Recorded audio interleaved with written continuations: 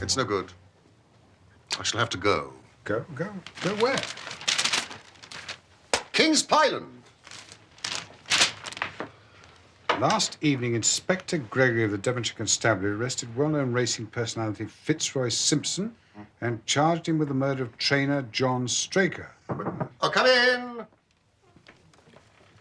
2 more telegrams, Mr. Holmes? Thank you, Mrs. Hudson. You've been bombarded with these the last couple of days. Another one from Inspector Gregory. And one from Colonel Ross. Ah, that's the horse's owner. Thank you, my dear. Watson, I have made a blunder, which I am afraid is a more common occurrence than anyone would think who only knew me through your memoirs. And the fact is that I could not believe that so remarkable a horse as Silver Blaze could disappear, especially in the seclusion of somewhere like the north of Dartmoor. From hour to hour, I've expected to hear that the abductor was the murder of John Straker and the horse had been found, but that doesn't seem to be the case. But I should be happy to go with you. No, Tavistock. If I should not be in the way. Oh, my dear Watson, you would confer a great favor upon me by coming. I'm sure your time will not be misspent. The case promises to be absolutely unique. We can just catch our train to Paddington. But Watson, would you be so kind as to bring your field glasses? Ha!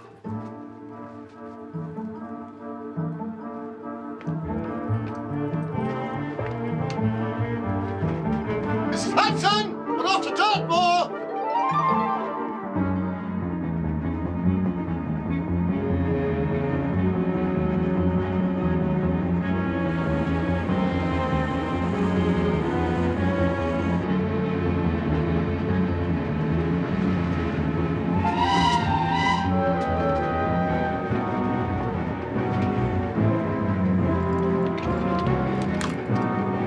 Tickets, please.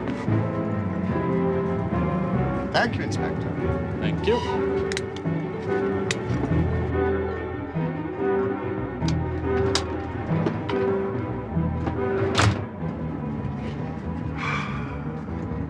Watson, we're going well.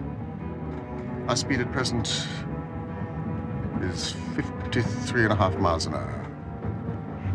I've not observed the quarter-mile posts. Nor have I.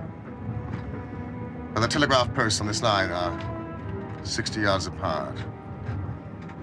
Calculation is a simple one.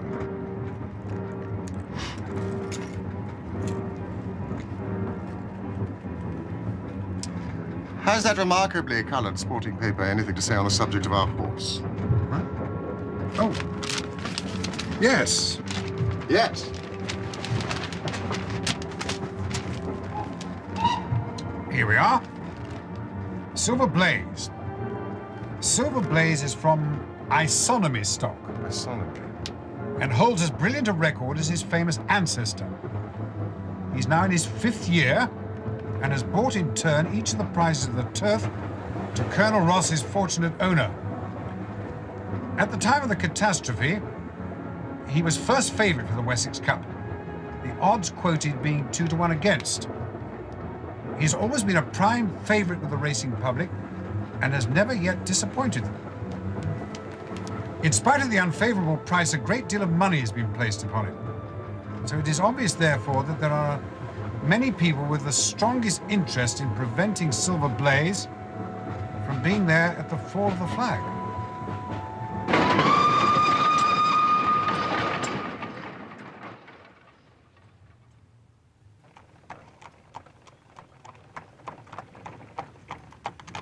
All right, Baines, will you stop here, please, because this is rather a good view. Now, that's King's Pyland, over there, Mr. Holmes. You know, my training stable where the missing horse was kept. What exactly does your establishment consist of, Colonel Ross? Well, there's a trainer's house where poor Straker lived with his wife and a maidservant. How long had he been with you, sir? Oh, 5 years as jockey, until he got too heavy for the weighing chair. Then 7 years as my trainer.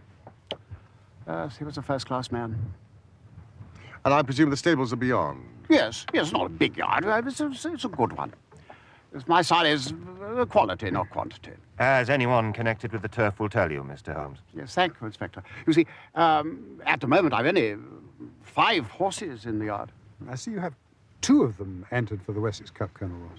That's right, yes. Yes, Silver Blaze and Bayard. But between ourselves, Bayard is intended for a pacemaker. Well, with such valuable animals under his charge, I imagine your trainer, Mr. Straker, must have taken some precautions. Oh, yes, indeed. 3 stable lads live with the horses. And after dark, one of the lads was always on duty in the stables while the other 2 sleep above in the loft. Is that another training stable over there? Yes, that's Mapleton. Lord Backwater's yard. Oh, Lord Backwater owns Desborough, the second favourite for the Wessex Cup. This is not a bad horse. Not in the same class as Silver Blaze. Fellow called Silas Brown trains for Backwater. I can't stick the fellow himself. Nor could Straker come to that. It's a natural rivalry, I presume. Rather more than that.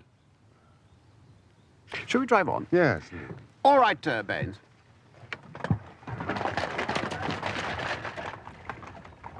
Inspector Gregory, are there any further developments as to the whereabouts of the horse? Nothing at all. We have made very little progress in that direction. I can't imagine how a horse like Silver Blaze could go missing for so long in a place like this. Nor can I. I must tell you, Mr. Holmes, that at first I was not at all taken with Inspector Gregory's suggestion that you should be asked to come down here. Because I don't like amateurs, you see.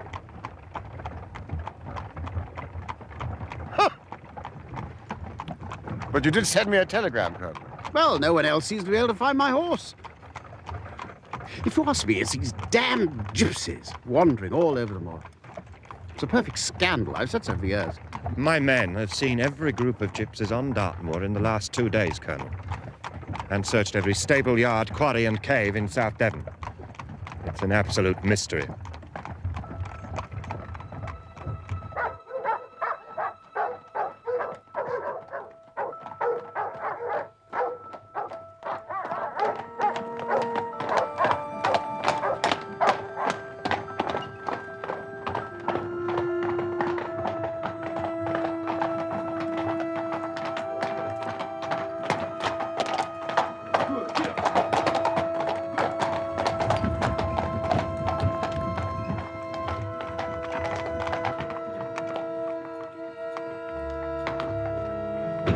I expect a miracle from you, Mr. Holmes.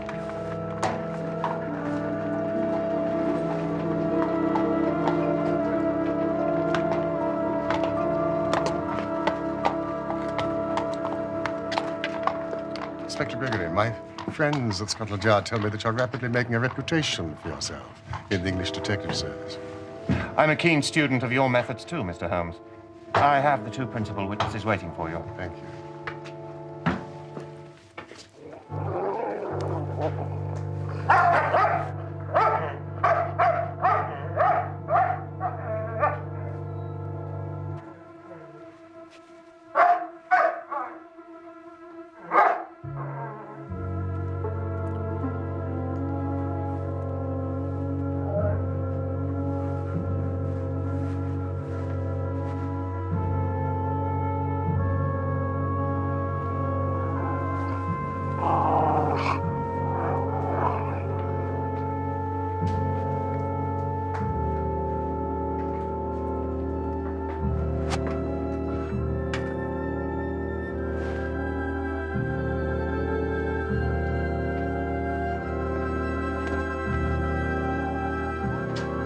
Here, Mr. Holmes. Who are they? Edith Baxter, the maid, and Hunter, the stable boy, who was on duty on Monday night.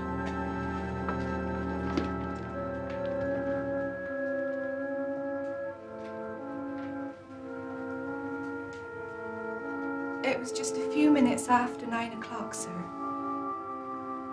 I was carrying Mr. Hunter's supper across from the house. But Miss Baxter, what did the supper consist of? It was a dish of curried mutton, sir.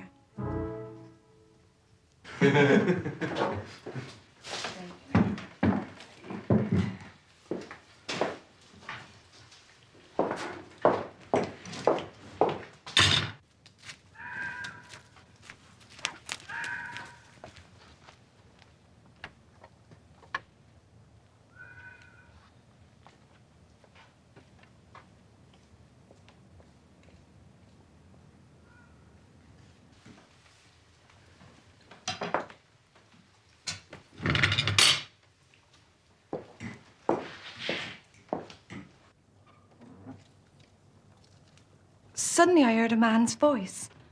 Didn't half give me a turn, I can tell you, sir. Excuse me, miss. What do you want, sir? Can you tell me where I am? I'd almost made up my mind to sleep on the moor when I saw the light. This is King's Pyland Training Stable, sir. What a stroke of luck.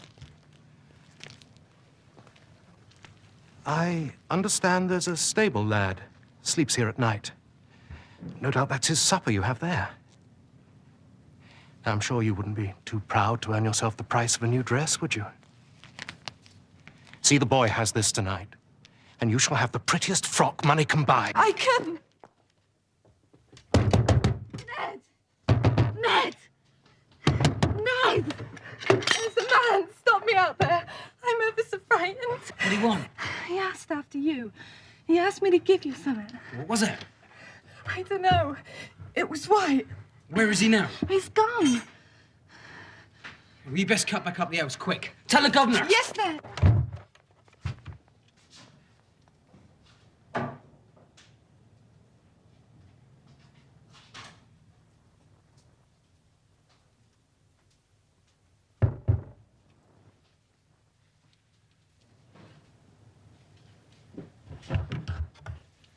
Good evening. I want a word with you. What business have you here? It's a business that may put something in your pocket, my lad. Now, you've 2 horses entered in the Wessex Cup, Silver Blaze and Bayard. Let me have the straight tip and you won't be the loser. Is it the fact that at the weights, Bayard can give the other 100 yards in 5 furlongs and the We stable... don't want any damn touts round here. Get out!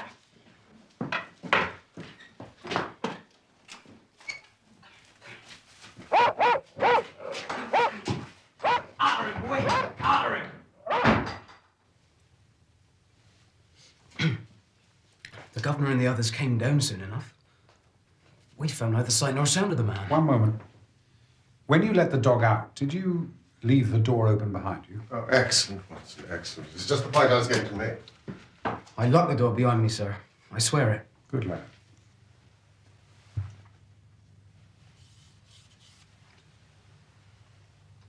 Does Fitzroy Simpson admit to all this? He denies nothing.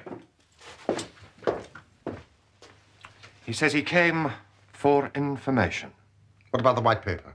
He says it was a £5 note. Thank you, Inspector.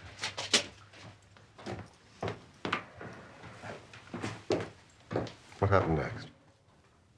Well, sir, it was about dawn when the mistress came into my bedroom and told me to come with her.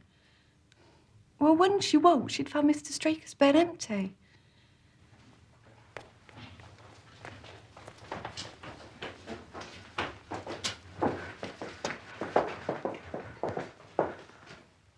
Heavens!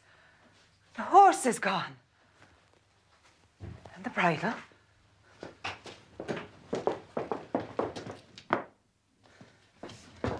Ned, wake up!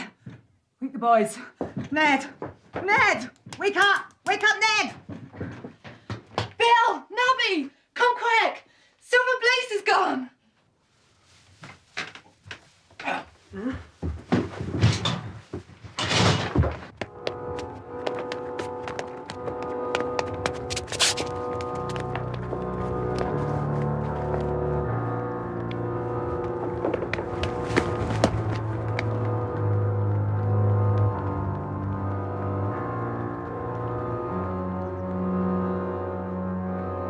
Over here!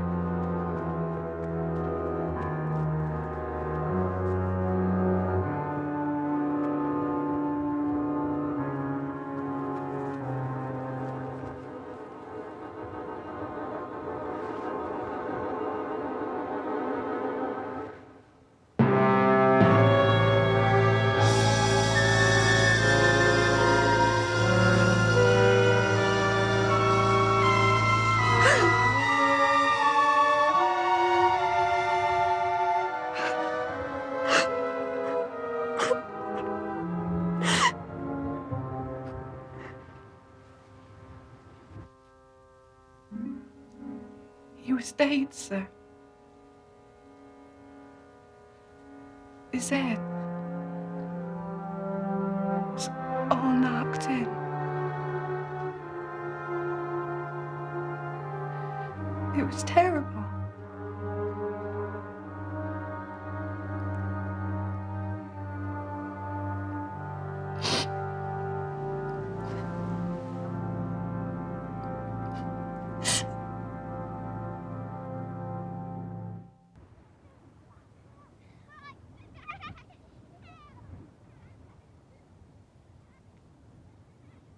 It was the terrible blow on the head from some blunt instrument that had killed him. It was clear that he had defended himself most vigorously. The blood-stained knife. As to the wound on the thigh, who can tell? Well, it is possible that the wound on the thigh could have been caused as Straker fell. The lad here was drugged. Appreciable quantities of powdered opium were found in his curry. Did all the household eat the same dish? Yes, sir. I made it myself and served it. This black and red scarf. The gentleman was wearing that scarf when he talked to me. I'd swear that on the Bible, sir. Thank you, Watson. Thank you.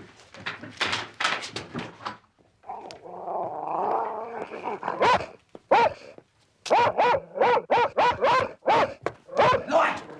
Stop it, boy! Stop it! Come on. Stop it. Good boy.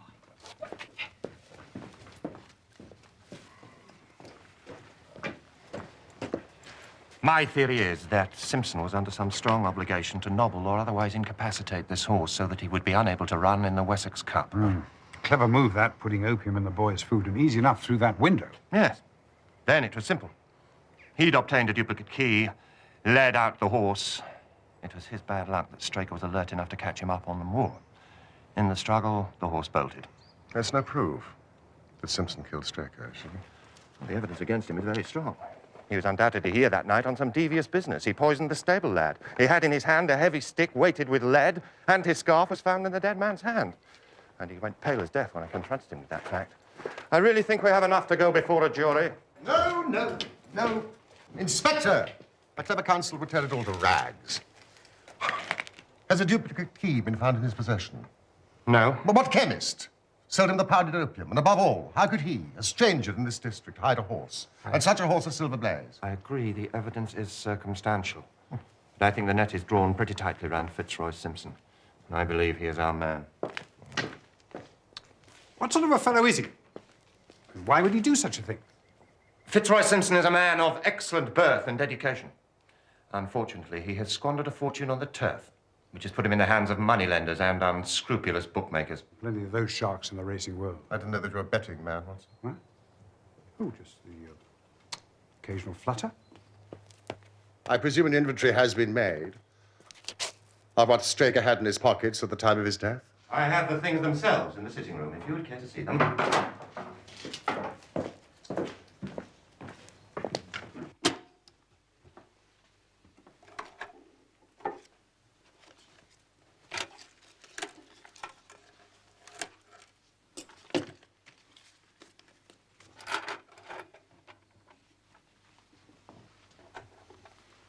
Vice and Co. London.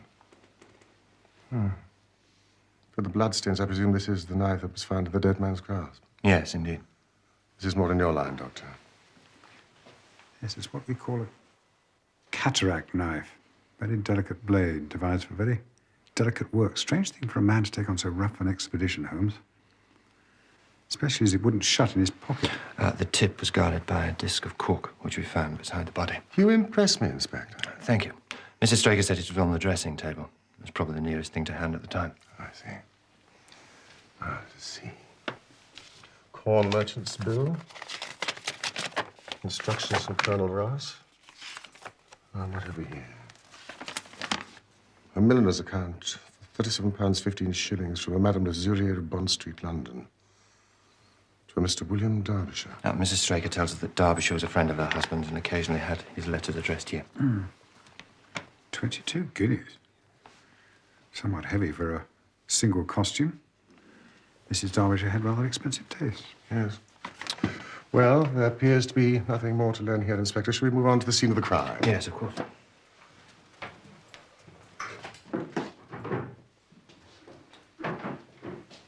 After you.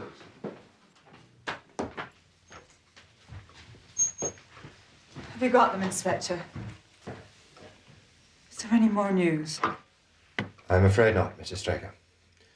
But Mr. Holmes and Dr. Watson have come down from London to help us. I assure you we are doing everything possible. I wish you good luck, Mr. Holmes. Well, thank you, madam. And our commiserations on your great loss. Look, surely we met At a garden party in Plymouth some time ago. No, sir. You are mistaken. No, do you know, I could have sworn it. You wore a costume of dove-colored silk with ostrich feather trimming. I never had such a dress, sir. That quite settles it. Thank you.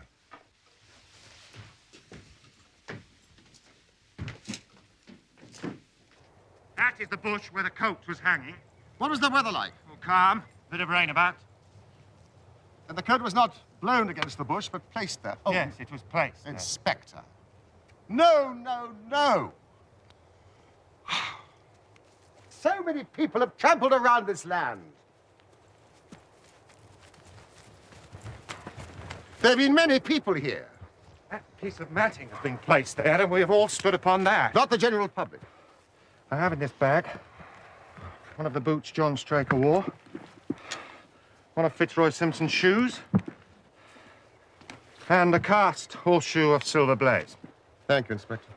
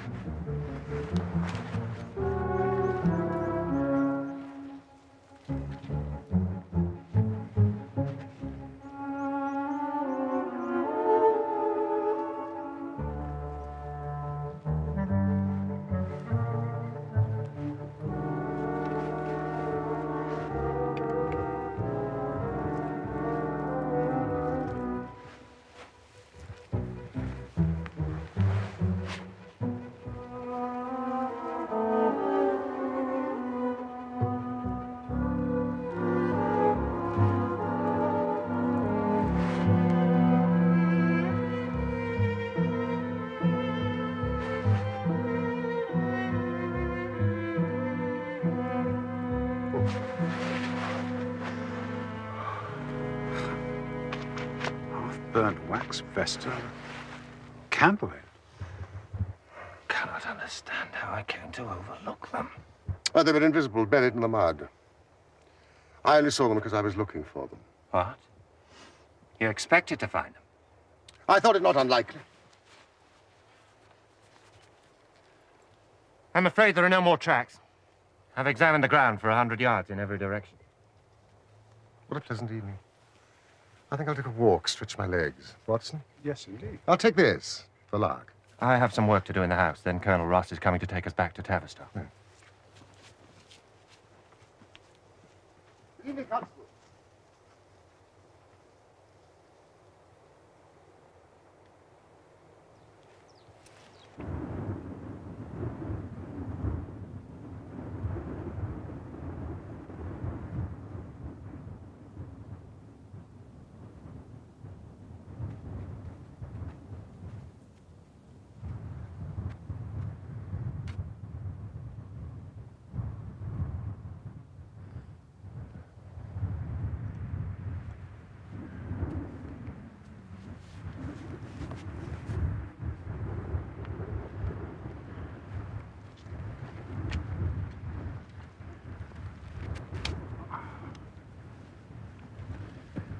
Supposing Silver Blaze broke away. I mean, where would he have gone? If he'd run loose on the moor, he'd have surely been seen by now. Perhaps the gypsy theory is correct. No, no, no, no, no. A horse is a most gregarious creature. Now, he did not go back to King's Pyland, to his own stable, so he must have gone to Mapleton. Now, let us use that as a working hypothesis. The ground around here is very hard and dry, but over there, in that hollow, it must have been very wet on Monday night. If our supposition is correct, he must have crossed it.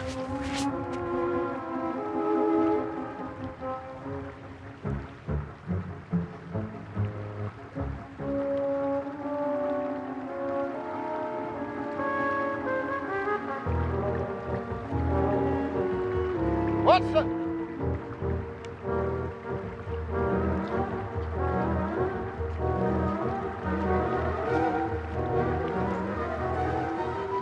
By George, look at that. You see, the value of imagination is the one quality which Inspector Gregory lacks. We imagined what might have happened, acted upon the supposition, and find ourselves justified. Let us proceed.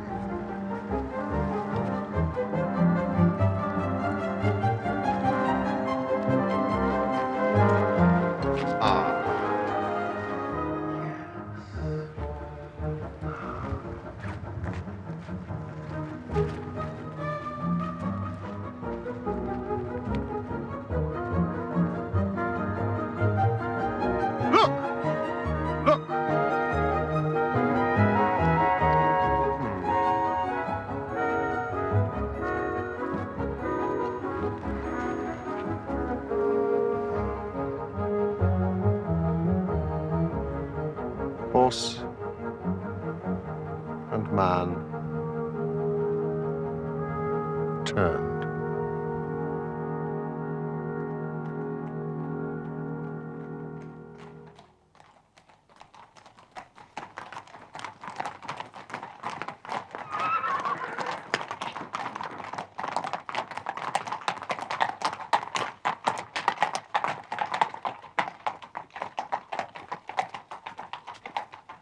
No loitering round here.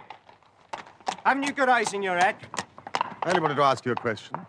Should I be too early to see Mr. Silas Brown if I was to call around here at 5:30 tomorrow morning? I shouldn't be speaking to you by rights.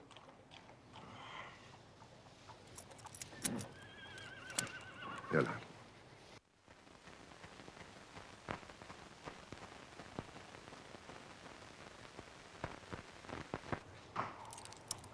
Mr. Brown's the early bird round here, all right? Now, son, what are you doing gossiping with strangers? Be about your business.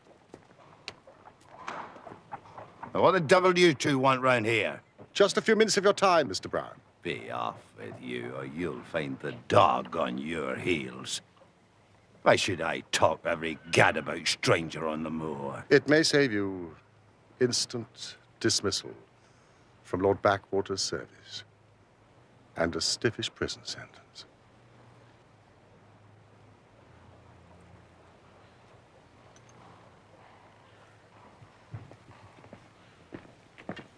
Keep guard.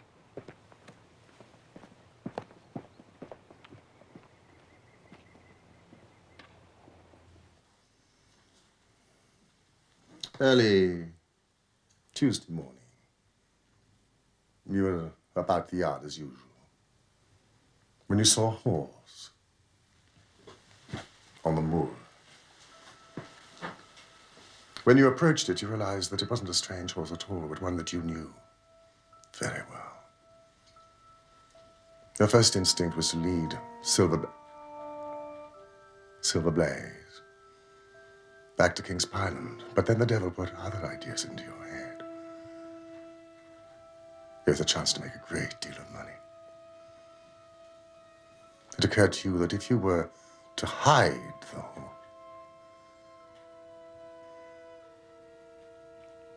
You've been watching me, haven't you?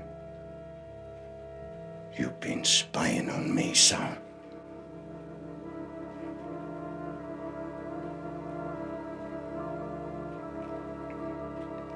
Look, son, I do what you want.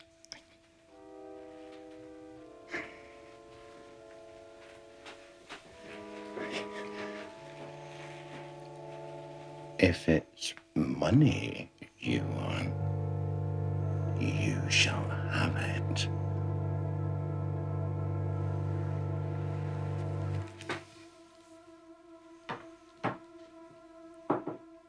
you will do exactly as I tell you.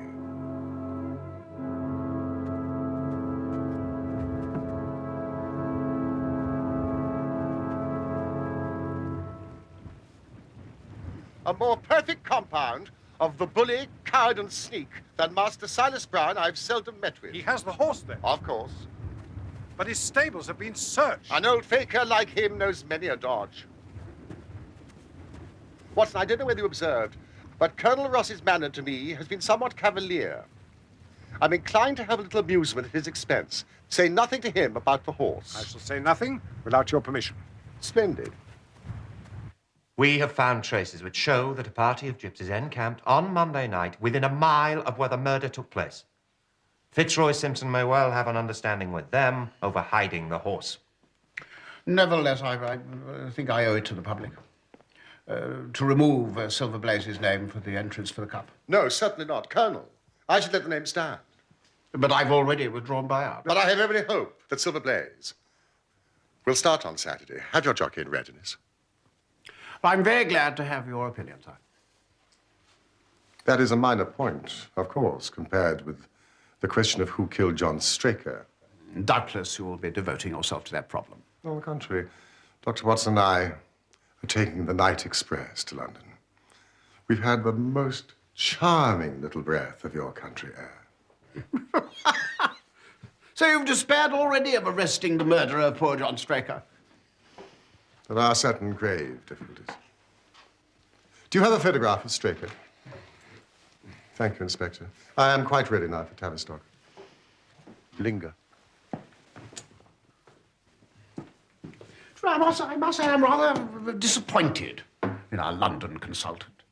I don't see that we're any further than when he came. But at least you have his assurance, Colonel, that your horse will run. Oh, yes, I have his assurance. I should prefer to have the horse. I think you should heed Mr. Holmes' advice, Colonel. Well, I shall have to see.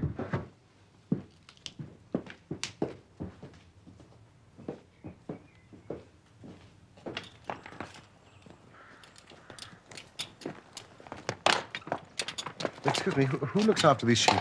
I do, sir. Have you noticed anything amiss of late? Well, sir, it's not of much account, but 3 of them have gone lame.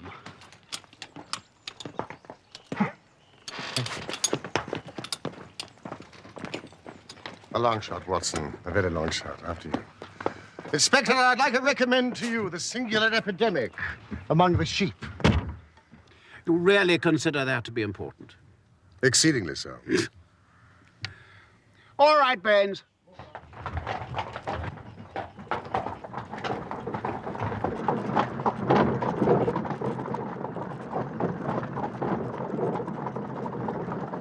Is there any other point to which you wish to draw my attention, Mr. Holmes? To the curious incident of the dog in the nighttime. But the dog did nothing in the nighttime. That is the curious incident.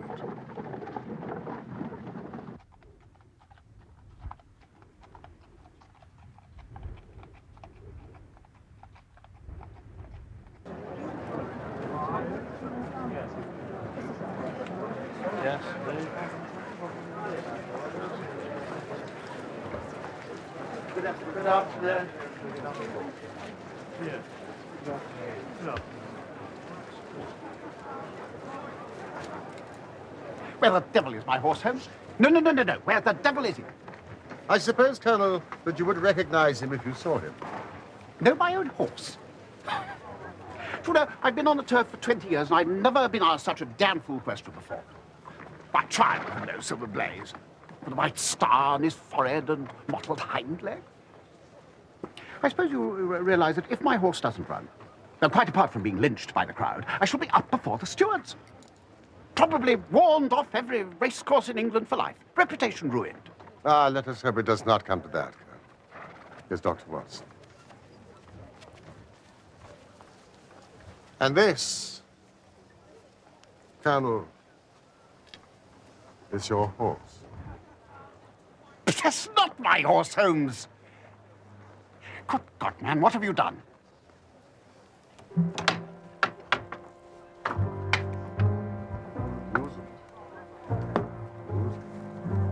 Thank you.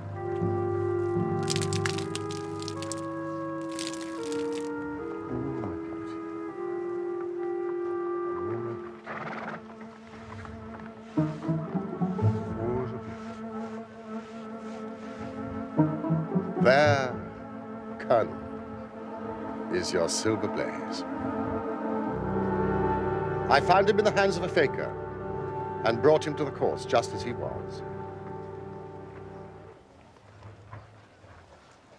Good heavens. You take my breath away, Mr. Holmes.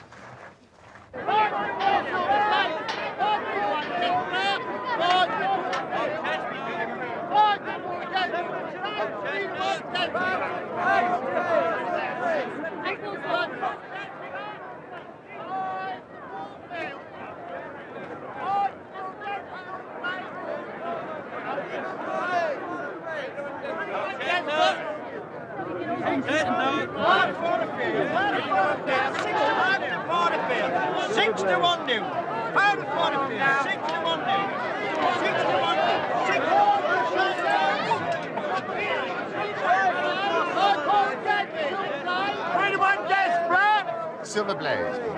If he runs, my lord, to win or place, my lord. To win, of course. Any more like you and I?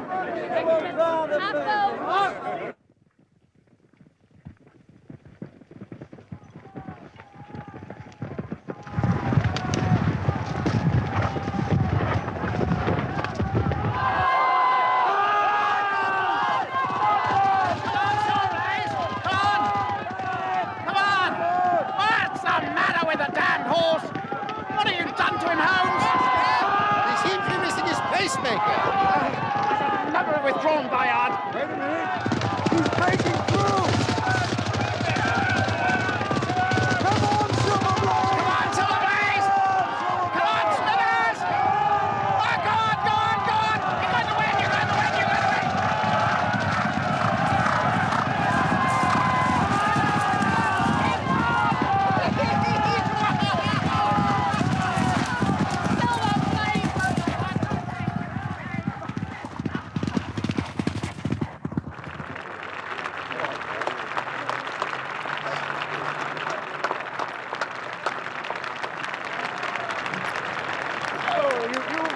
Wonders, Mr. Holmes, and I owe you 1,000 apologies for having doubted your ability. Now, you've done me a great service by recovering my horse. You'd do me a greater still if you could lay your hands on the murderer of John Straker. I've done so. What? What's all this about if you've got him? Where is he, then? He's here. Here? Where? Someone who's in our presence at this very moment. Yes, I quite recognize that I'm under obligations to Mr. Holmes, but this is either a very bad joke or an insult. The real murderer, Colonel, is standing immediately behind you. But the horse? Yes, the horse. And it may lessen his guilt if I say that it was done entirely in self-defense. And that John Straker was a man quite unworthy of your trust.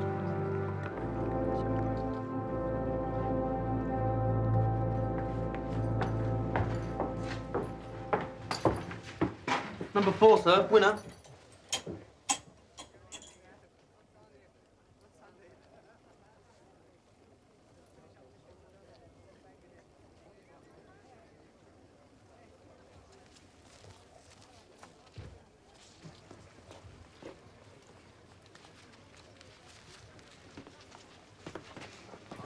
Colonel Ross.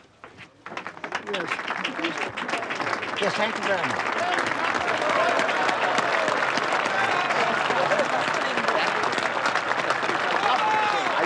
I had it last year. You remember? Yes, very nice.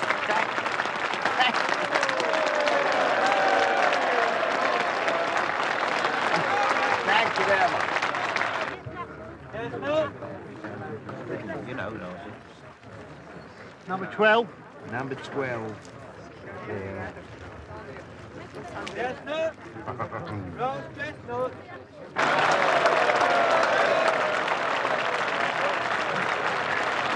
Very proud of it. Very proud. Thank you very much. Thank you.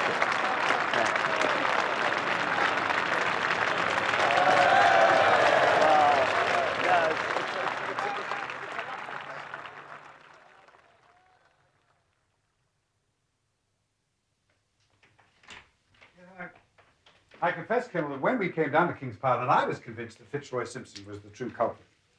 All the newspaper and police reports seemed to point to it. It was only when I entered the trainer's house that the immense significance Well, the curried mutton occurred to me. Oh, I confess, even now I cannot see how it helps. Powdered opium, Colonel, is by no means tasteless. I am correct. Oh, quite correct. The flavor is not distasteful, but it is perceptible. Were it mixed with an ordinary dish, the eater would undoubtedly detect it, but would probably eat no more. Curry was exactly the medium with which to disguise the taste. So it must have been Straker or his wife. Exactly. Because I remember you spoke of a dog.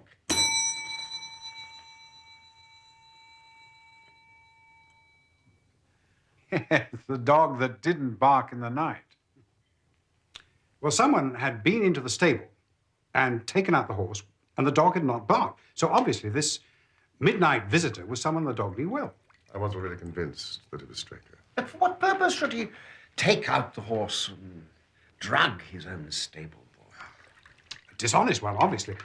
There have been cases before now where trainers have made great sums of money by laying against their own horses and then preventing them from winning. Well, sometimes you get a pulling jockey, I will say that. And sometimes by surer and more subtle means. This singular knife, which was found in the dead man's hand, and which no sane man would use as a weapon, right, Doctor? Yes, only used in the most delicate operations. It was used for a very delicate operation, that knife. Excuse me.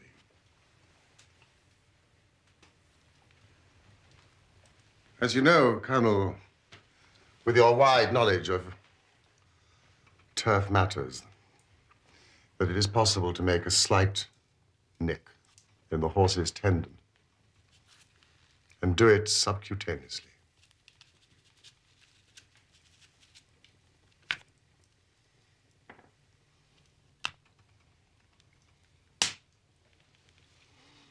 Any slight lameness will be put down to a strain in training or bruise, never foul play. Villain, the damn scoundrel. Not an operation to be done in the stable, no food for me. So sensitive a creature would arouse the soundest of sleepers. I've been blind, and Gregory, too.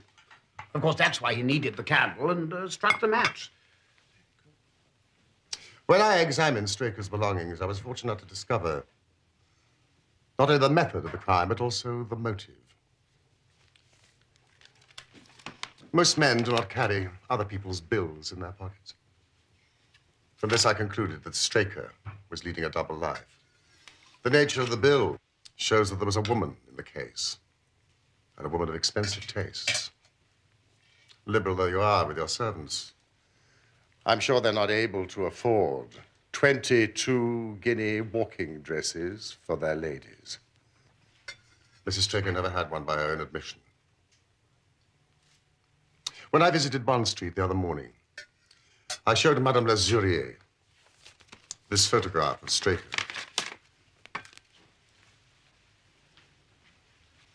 She recognized him as an extremely good customer called William Derbyshire, with a very dashing young wife with a partiality for expensive dresses. Women. Women! I suppose it was she who plunged him head over heels into debt and so led him to this miserable plot. Straker led out Silver Blaze into the hollow, where its light would not be visible from the yard. Simpson, in his flight, had dropped his scarf. Straker picked it up, with the idea, no doubt, that he might use it in securing the horse's leg. Straker was able to light his candle, but just as he had the knife ready, the horse lashed out and caught him a fatal blow on the forehead.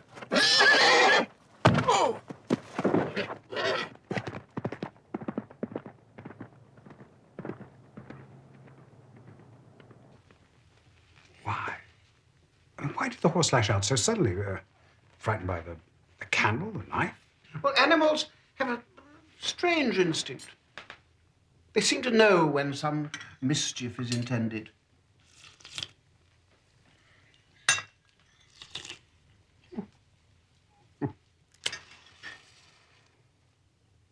My final shot, I must confess, was a long one.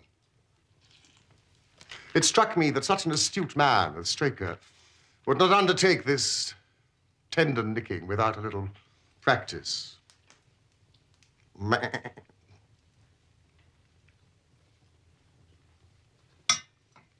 sheep. Of course. Wonderful, my dear. Now, you've explained all but one thing. The horse. Now, where was the horse? Well, I think we must have a little amnesty in that direction, Colonel. It bolted and was looked after by one of your neighbors.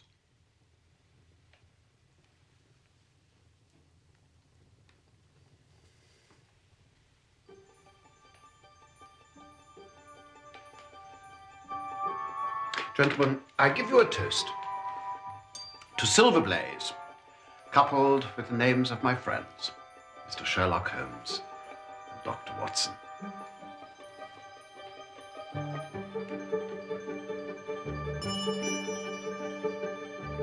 To Silver Blaze.